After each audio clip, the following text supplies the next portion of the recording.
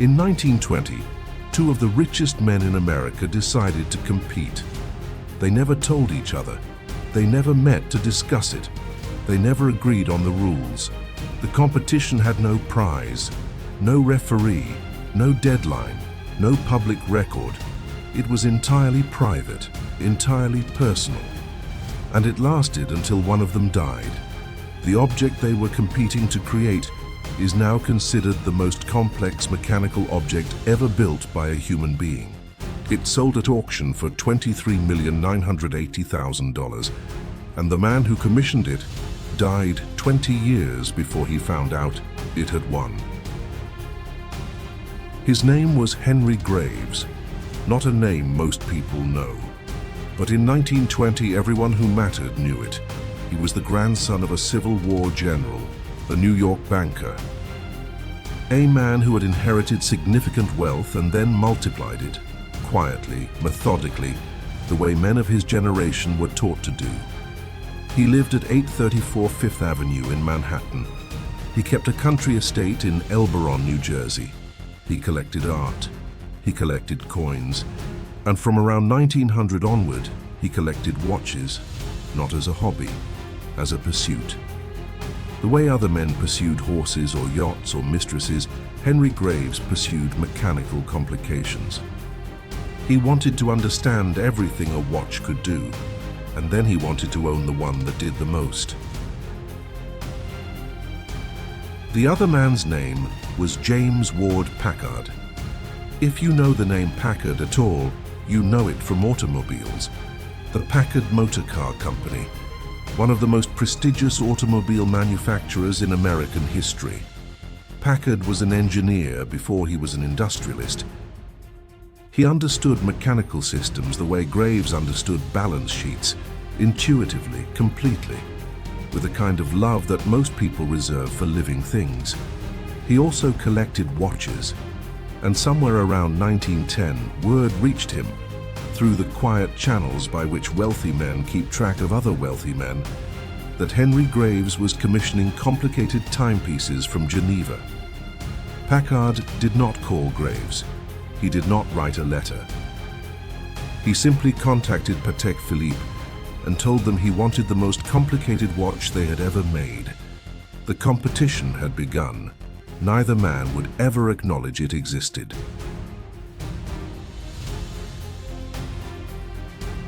For 15 years, the two men exchanged commissions.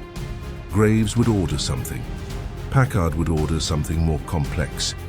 Graves would respond. Each watch passed between Geneva and New York as a silent message that was never sent directly. By 1925, Packard had commissioned a pocket watch containing 10 complications. It was the most complex watch Patek Philippe had ever made. Graves looked at what Packard had done, and in 1925, he wrote a letter to Geneva. The letter said, in essence, "Build me the most complicated watch in the world, whatever it takes, whatever it costs, whatever time it requires." He was 60 years old. He had no idea how long the answer would take. Still Patek Philippe assigned their finest craftsmen to the project. What Graves wanted required inventions that did not yet exist, not refinements of existing complications, not combinations of proven mechanisms, new things, things that no watchmaker had ever built before. The design phase alone took 3 years, 3 years of engineering drawings, 3 years of rejected solutions, 3 years of starting again. Then the building began.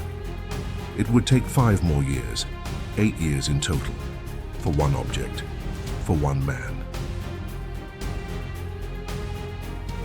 In 1932, the same year that Franklin Roosevelt was elected president, the same year that the Empire State Building was completed, the Henry Graves Supercomplication was finished. It is a pocket watch. It fits in a man's hand. It weighs the same as a bar of chocolate. Inside it, 24 complications. A perpetual calendar that knows the length of every month, including every leap year, without ever needing to be corrected. A minute repeater that chimes the hours, quarters, and minutes on command, in the dark, so that a man who cannot see the dial can still know the precise time. A Westminster chime, the same four-note sequence that plays from the tower at Westminster Palace in London, reproduced in miniature, mechanically, by a watch small enough to fit in a jacket pocket. A split-seconds chronograph, a perpetual moon phase, a power reserve indicator, a sunrise and sunset indicator calibrated specifically for the city of New York, and the most personal complication of all, a celestial map, a hand-enameled chart of the night sky as it appears from the window of Henry Graves's apartment at 834 Fifth Avenue in New York.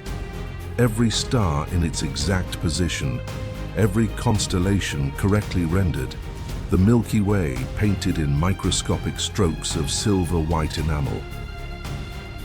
The sky over his bedroom window, miniaturized, immortalized, sealed inside a watch.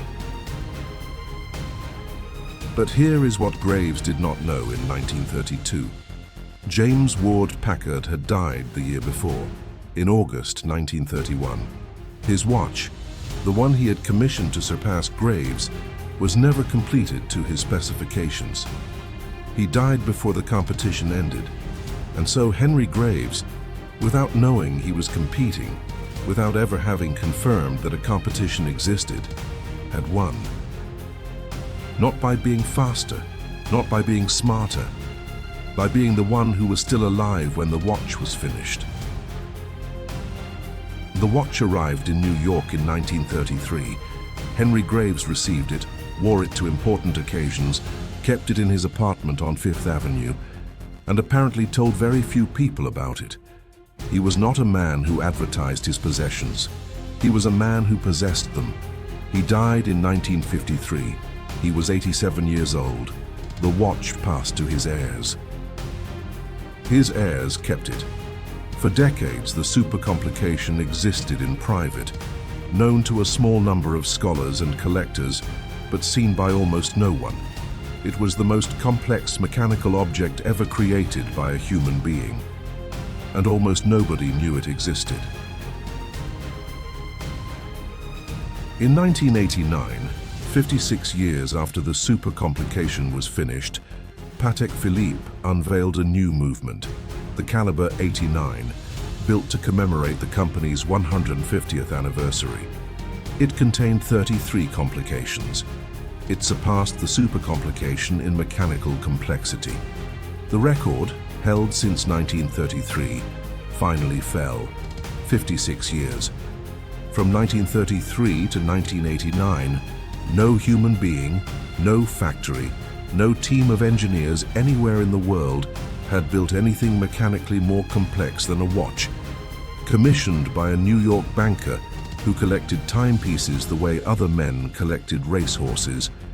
56 years of being the most complex thing a human had ever made.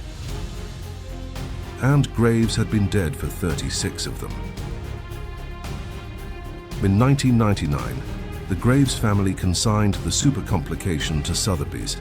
The pre-sale estimate, $4 million. Final price, $11 million.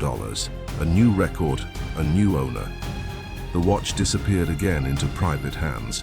For 15 years, nothing. Then in November 2014, the Supercomplication appeared at Sotheby's Geneva. Pre-sale estimate, $15 million. The bidding lasted several minutes. Final price, $23,980,000, the highest price ever paid for a pocket watch, the highest price ever paid for an antique timepiece of any kind, a record that stands today. And the buyer is anonymous. The location of the watch is unknown. Somewhere in the world, right now, the Supercomplication is running. All 24 of its complications functioning simultaneously. The Westminster chime ready to play. The perpetual calendar advancing through the days, knowing the length of every month, correcting itself automatically for leap years without anyone's help.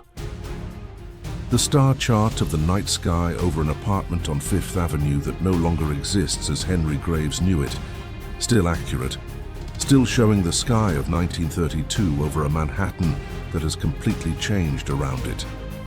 The watch is 93 years old. It has never needed to be repaired. It has never stopped. It has never been wrong. Henry Graves spent his adult life collecting the most complicated watches ever made. He commissioned the greatest of them at the age of 60, waited 8 years for its completion, and died 20 years before anyone outside of a very small circle understood what he had actually created. He did not build a company. He did not build a dynasty. He did not commission a painting or a building or a sculpture. He commissioned a pocket watch. And that watch is now the most valuable antique timepiece in human history. Not because it has diamonds, not because it is made of rare materials, because someone, one person, decided that the most complicated thing ever built by human hands should fit in a jacket pocket, and then waited 8 years for it to be finished. So I could not detect it as James Ward Packard's watch, the one he commissioned to surpass Henry Graves, was completed after his death by his estate. It contains 10 complications. It sold at auction for several $100,000. In the competition that neither man acknowledged, only one watch became the most complex object ever made. The other became a footnote.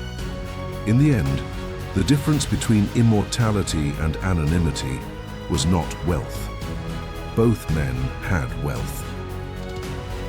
It was not ambition. Both men had ambition. It was patience. One man wrote the letter. One man was still alive when the answer arrived, and the answer contained 24 complications, a Westminster chime, and the night sky over Fifth Avenue.